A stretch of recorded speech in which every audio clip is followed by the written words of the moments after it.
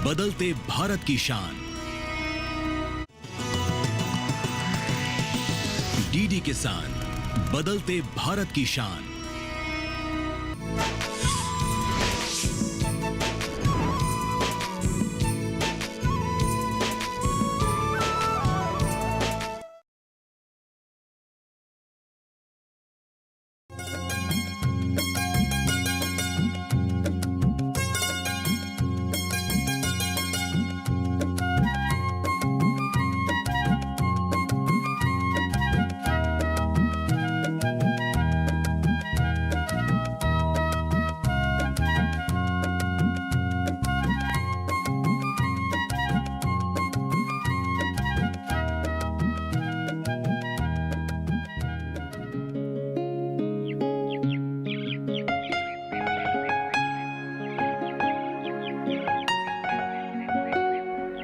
Hello.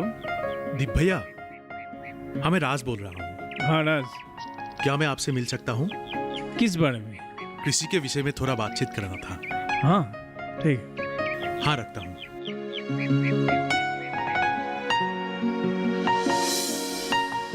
हम लोगों को राज ने यहाँ क्यों बुलाया है, इसके बारे में राज जी हमें विस्तार से बताएं। बताओ। हाँ, बात यह है कि कल हमारे यहाँ पे जल सिंचन का उद्घाटन होने जा रहा है और इसीलिए दियो सर हमारे यहाँ आ रहे हैं और हम सभी को उस मीटिंग पर जरूर उपस्थित होना पड़ेगा। ऑफिस का आदमी जैसा चाहे वैसे उन लोगों को हम सहायता करेंगे, इसमें हम लोग का कोई शिकायत नहीं है। हाँ हाँ, जैसे भी हो हम लोग का काम अच्छा होना चाहिए। हाँ हाँ। दीप भैया, कहो राज। कल मीटिंग में आने के लिए महेश भैया को भी बोल देना। ठीक है, मैं भैया को बोल दूंगा। लेकिन राज, तुमसे एक जरूरी बात कहना है। हाँ बोलिए तो। देखो, तुम तो जानते ही हो हम लोग का खेत का जमीन बहुत कम है, इसलिए मैं सोच रहा था कि क्यों ना मैं भैंस का ही पालन करूं। हाँ, ये तो बहुत अच्छी बात है। देखिए, आप लोगों के जितना भी जमीन है उस पर खेती का काम शुरू कर दीजिए और 10-15 भैंस का पालन शुरू कर दीजिए। देखिए, आजकल दूध का जरूरत भी दिन बर दिन बढ़ते जा रहे हैं और आप बिल्कुल चिंता मत कीजिए, आप सिर्फ जल्दी से काम शुरू कर दीजिए। फिलहाल इस विषय के बारे में हम लोग बाद में बात करेंगे। ठीक है।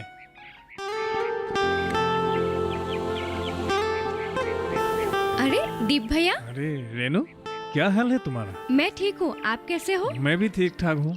कॉलेज से आ रही हो? हाँ, आप कहाँ से आ रहे हो? मैं कृषि विभाग के ऑफिस से आ रहा हूँ। हमारे घर आए हुए आपको बहुत दिन हो गए, आते नहीं आजकल। आना तो चाहता हूँ लेकिन समय ही नहीं मिल रहा है। हाँ, भैया से पता चला आप भी बहुत बिजी हो गए हो आजकल। ठीक है, अब तुम जाओ, तुम्हारा देर भी हो रहा होगा। ठीक है, मैं चलती हूँ। ओके।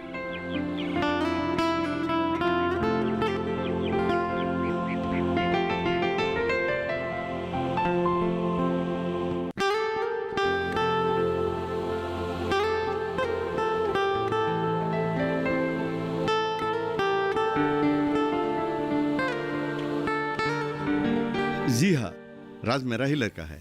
अच्छा, राज आपका लड़का है? अरे जनाब, आप तो एक नसीब वाले बाप हैं जो राज जैसा एक लड़का आपके घर जन्म लिया है। यूं समझिए भगवान आपको एक रत्न वरदान दिया है। वो तो आप लोगों की आशीर्वाद है। आप उन लोगों को सही दिशा निर्देश दे ताकि वो जीवन में कामयाब हो सके। वह जरूर कामयाब होगा। वह गुणी ज्ञानी लड़का है। वह हम लोगों के साथ बिल्कुल घुल मिल गया है। राज हमेशा आप लोगों के बारे में बताते रहते हैं। आप लोग उसे बहुत प्यार से समझाते हैं। यकीन कीजिए, आपका लड़का भी बहुत अच्छा है। किसके साथ किस तरह की व्यवहार करना है उसे भली भांति मालूम है। बड़ों को सम्मान करना जानता है। वो एक अच्छा छात्र था। वो पढ़कर नौकरी करने के बजाय कृषि क्षेत्र में मनोनिवेश कर देश को समृद्धिशाली बनाना चाहते हैं ताकि वो देश को एक मुकाम तक पहुंचा सके। देखिए, राज ने जो फैसला लिया है उसे आप गलत ना समझें। उसकी बातों में मायने है, युक्ति है। जी हाँ, उसके युक्ति के सामने मुझे झुकना पड़ा और उसके भावना के अनुसार काम करने के लिए इजाजत दिया। जो भी हो, आप एक सफल और भाग्यवान पिता है।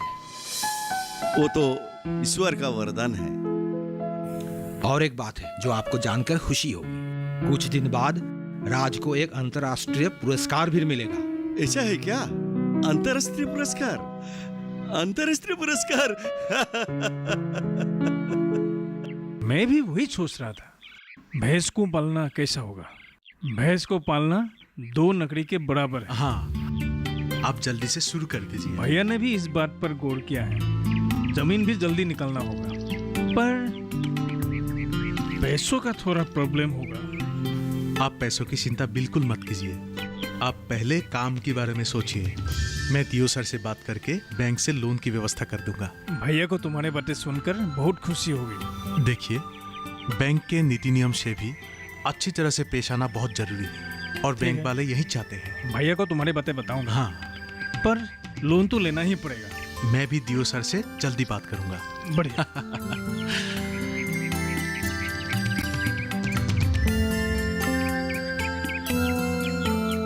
भैया, अरे रेनू, कैसी हो? मैं ठीक हूँ, आप कैसे हो? मैं तो ठीक हूँ। कहाँ से आ रही हो अब? वो मैं सहेली के घर गई थी, वहाँ से ही आ रही हूँ। ठीक है, अभी हमारा घर होके जाना। अभी नहीं भैया, बाद में आऊंगी।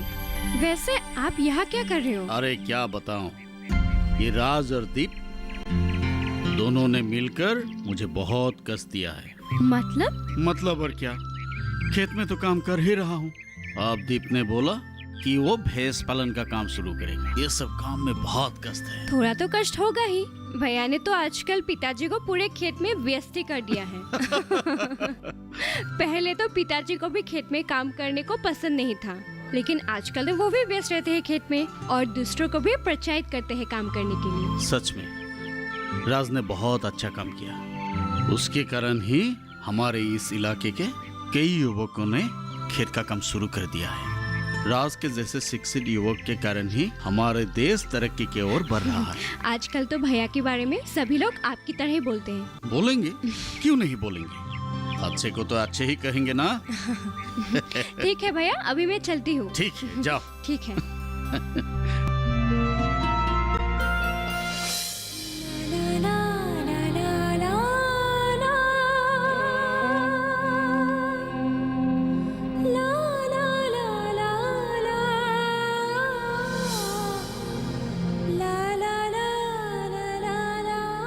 सुनिए जी, कहिए। सासा जी ने मुझे बुलाया था। ठीक है, आप जरा बैठिए, पिताजी अभी आते होंगे। वो घर में नहीं है क्या? पिताजी बाहर गए हैं, वैसे आने का समय हो गया है। ठीक है, पिताजी आने से कह दीजिएगा दीप नाम का एक लड़का आया था, उनसे मिलने के लिए। आप बैठिए, कम से कम 1 कप चाय पी लीजिए, नहीं तो पिताजी मुझे ही डांटेंगे। नहीं नहीं, अभी नहीं, फिर कभी आऊंगा तो पी लूंगा जरूर।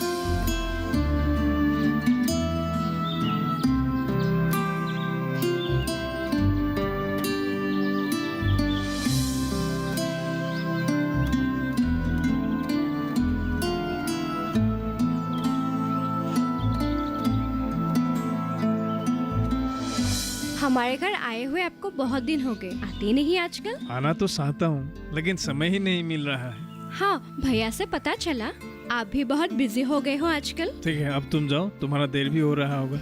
ठीक है, मैं चलती हूँ। ओके।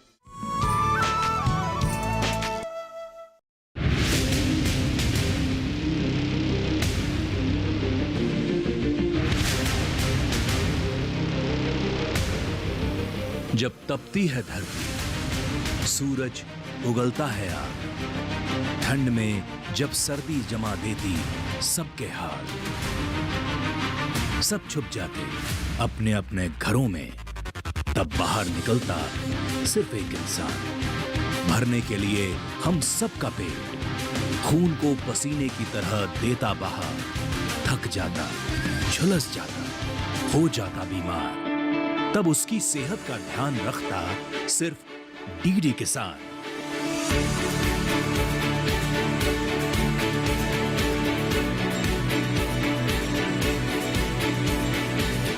देखिए स्वस्थ किसान शनिवार शाम 6 बजे लाइव, सिर्फ दूरदर्शन किसान चैनल पर।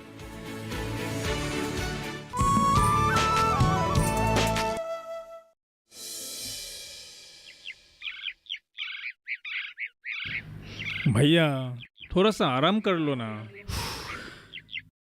आराम बाद में करेंगे, थोड़ा सा ही तो काम बाकी है, कर लूं। भैया थोड़ा सा बांस का भी जरूरत है। बांस? हाँ। अरे बांस के लिए चिंता करने का कोई जरूरत नहीं है। मैंने रतन के पिता को बोल दिया है, जितना चाहिए उन्हीं से हम ले सकते हैं। ठीक है भैया। लेकिन जल सिंचन का बात का क्या हुआ? कुछ दिन के बाद ऑफिस के आदमी आएंगे बोला है। ठीक है, ऐसा होने से हमारे जैसे आदमी का थोड़ा सा पैसा बचेगा और खेत में भी सुविधा होगा।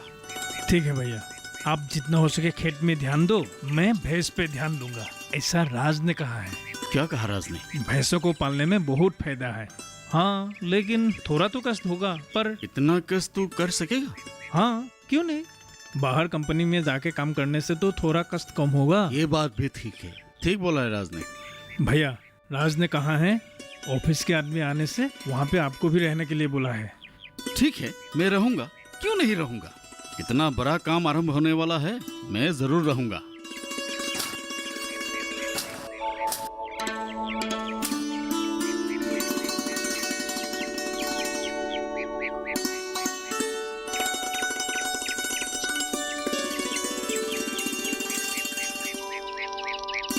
भैया, हाँ, मुझे एक बात सोचकर बहुत अच्छा लग रहा है। क्या बात?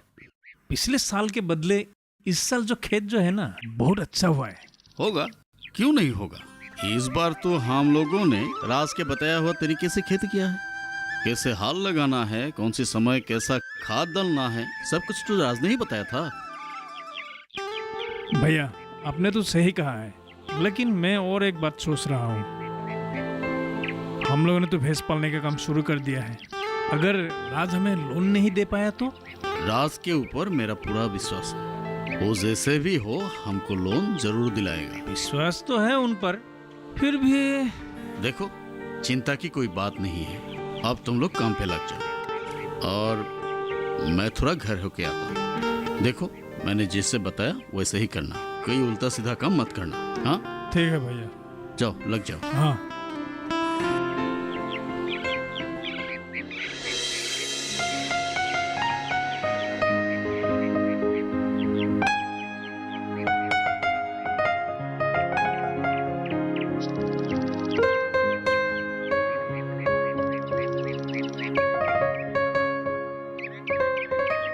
रेनू, तुम्हें एक बात बोलूं, दीप भैया लेकिन बहुत हैंडसम है। मेरा भैया भी कम हैंडसम है। फिर भी हैंडसम लड़का को खेत में काम करने से अच्छा नहीं लगता। क्यों, तुम्हें अच्छा नहीं लगा? क्यों अच्छा लगेगा, राज भैया चाहे तो बड़ा नौकरी भी कर सकता है। अगर नौकरी नहीं करता तो इसमें तुम्हारा क्या जाता है? क्या जाएगा, कुछ भी नहीं। कुछ नहीं मतलब? होगा, इधर उधर का बात मत कर। मैडम, मैं इधर उधर की बात नहीं कर रही हूँ। मैं तुम्हें ये पूछना चाहती हूँ कि तुम्हारे मन में मेरे भैया के लिए प्यार कहाँ से आया है इतना? अच्छा लड़का को तो सब लोग प्यार ही करता है। इतना प्यार कहाँ से आता है? चल, तेरे साथ बात करके कोई फायदा नहीं। ठीक है, मुझसे बात मत करो, लेकिन मैं भैया को बोलकर रहूंगी कि तुम्हारे दर्द ना सहने वाली एक लड़की है जो तुम्हें बहुत प्यार करती है। रेनू, तुझे मैं हाथ जोड़ती हूँ, राज भैया को ये सब मत बता। अच्छा ठीक है, अभी चल, हमें देर हो रही है।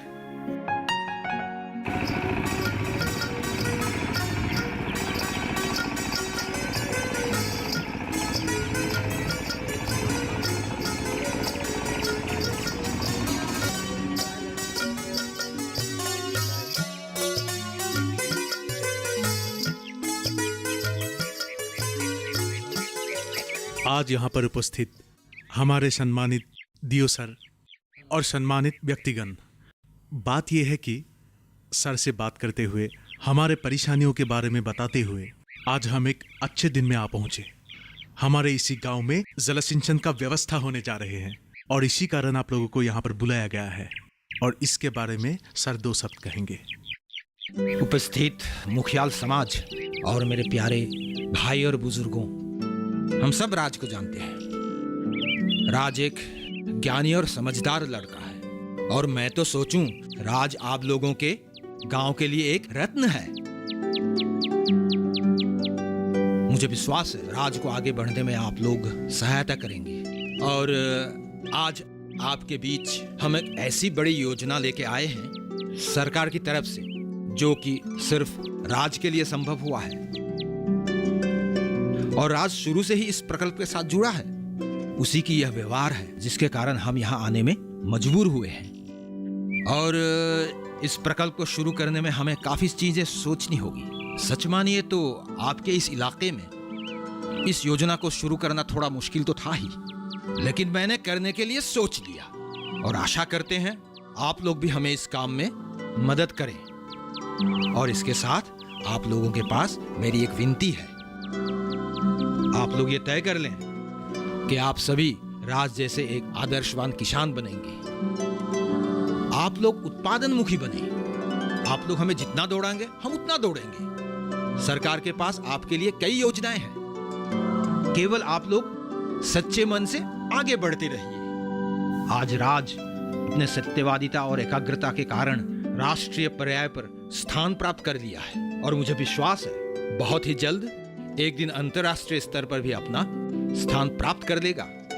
इससे सिर्फ माता पिता ही गर्व नहीं करेंगे, सारे गांव गर्वित होंगे और इसके साथ जुड़े होने के कारण हम भी गर्व महसूस करेंगे।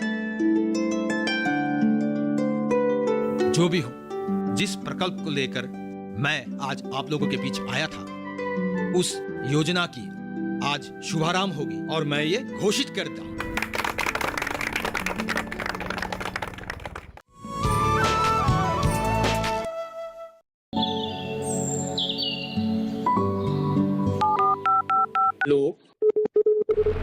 कार्यक्रम के पहले कॉलर जुड़ गए हैं कसम। इस बीच हमारे पास कुछ ईमेल्स भी आए हैं। सवाल पूछिए अपना। कैडेट में जो मकान पैदा करेंगे इनमें कौन सी सावधानी बरतें? गर्म इलाकों के लिए आप HRM 99 इनसे आप कुछ फल ले सकते हैं। जैस्मीन के पेड़ पे जैस्मिन फल निहाय। उसको पूरी खुली धूप चाहिए। फसल में कीट लगा हो या कोई बीमारी, पशुपालन में हो कोई दिक्कत या चाहिए कोई जानकारी, फोन उठाइए, नंबर मिलाइए और कहें हेलो किसान। सोमवार, बुधवार और शुक्रवार शाम 6 से 7 बजे सिर्फ डीडी किसान पर।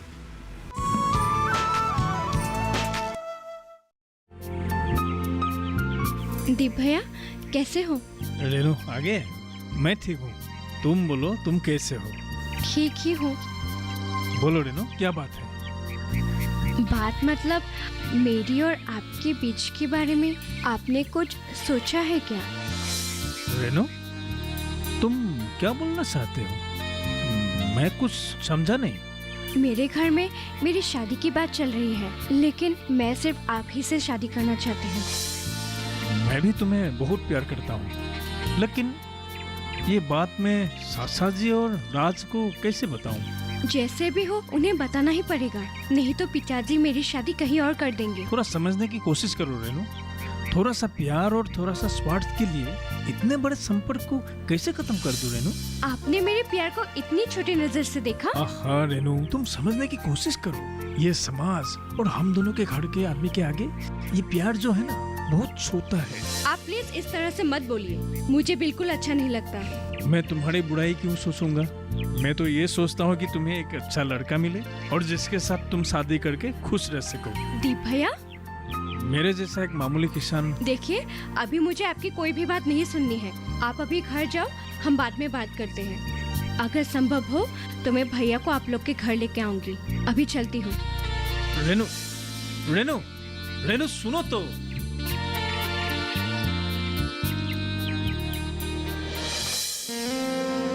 मुझे गलत ना समझना रेनू, मैं इतना बड़ा विश्वासघात भी नहीं कर सकता। शायद हो सके तो तुम मुझे माफ कर देना रेनू। मैं तुम्हारे पिताजी को भगवान सम्मान करता हूँ और तुम्हारे भैया को, राज को तो मैं छोटे भाई के जैसा प्यार करता हूँ। और तुम्हें भी।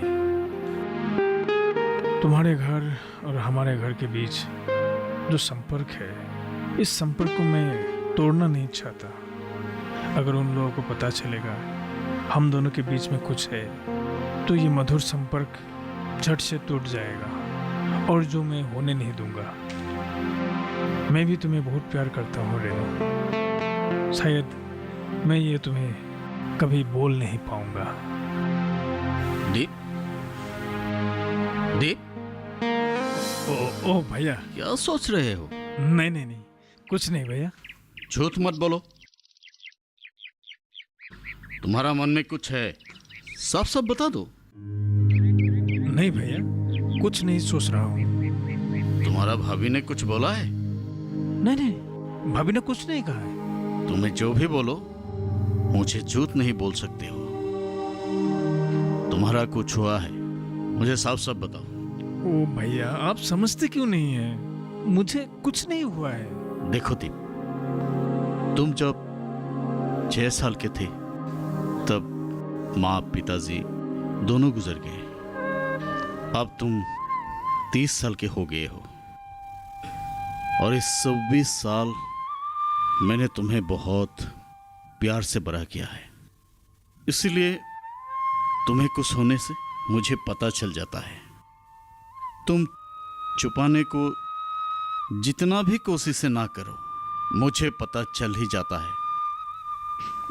बात तो कुछ है भैया, पर मैं आपको बता नहीं सकता। ठीक है, तुम्हारा जब मन कहे तब बताना। अब तुम बैठो, मैं थोड़ा खेत से आता हूं।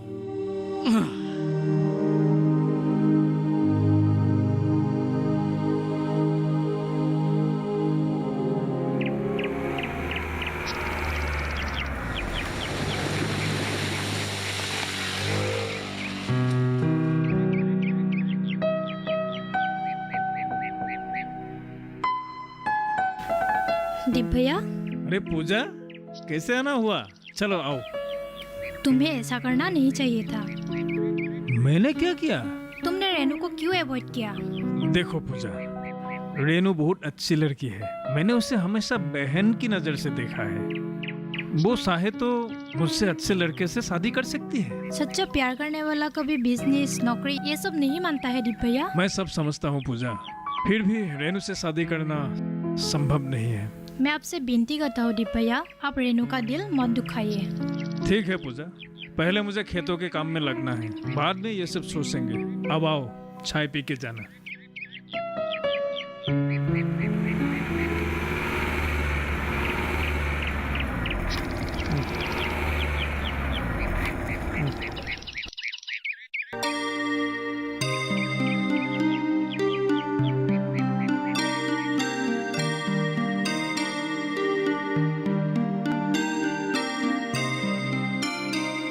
भैया, कैसे हैं आप? अरे तुम लोग, बस ठीक हो। रेनू, क्या हुआ? तुमको बहुत दिन से दिखाई नहीं दिया। ठीक हो भैया, परसों ही तो एग्जाम्स खत्म हुए हैं, इसलिए बहुत दिन से घर से निकली नहीं थी। आज भैया ने बोला थोड़ा घूम के आता हूँ, इसलिए आते आते आप लोग का घर ही पहुँच गए। बहुत अच्छा किया, कभी कभार आया करो। लेकिन देखो, आज तुम लोग आए, तुम लोगों का भाभी घर पर नहीं है। भाभी घर पे नहीं है, किधर गई? मायके चली गई। ओह, कोई बात नहीं, चलो अंदर चलो, दीप तो घर में ही है। हाँ ठीक है, चलो। आओ आओ आओ। दीप, है दीप, देखो तो कौन आया है। कौन आया है भैया? अरे राज, रेनू दोनों एक साथ अचानक? हाँ, इसके एग्जाम चल रहे थे, अब खत्म हो गया, तब सोचा कि थोड़ा घुमा कर लाऊं। अब जो आए गए तो सोचा आप लोग के घर भी होके आए। बहुत अच्छा किया। भैया, कल दियो सर की मीटिंग में कोई नहीं गया, आप भी नहीं गए और दीप भैया भी नहीं गए, क्या बात है? कल एक काम के लिए हम दोनों को टाउन में जाना पड़ा, आते आते देर हो गया। दियो सर ने क्या कहा? हमारे लिए बहुत अच्छी खबर है। हमारे इलाके का जो जल सिंचन का प्रोजेक्ट है, वो कल दियो सर ने उद्घाटन कर दिया। राज, ये सारे काम तुम्हारे वजह से ही संभव हो पाया। मेरा आशीर्वाद हमेशा तुम्हारे साथ है। ये सब आप लोगों के आशीर्वाद का फल है। राज, तूने जो आदर्श दिखाया, इससे प्रेरित होकर मैं ही नहीं, हमारे गांव के काफी सारे लड़के और हमारे इलाके के बहुत सारे लड़के खेत में जुट गए हैं। अरे, यहाँ खड़े होकर बातें करोगे या अंदर भी चलोगे? चलिए चलिए, अंदर आओ, चलो। अंदर आओ।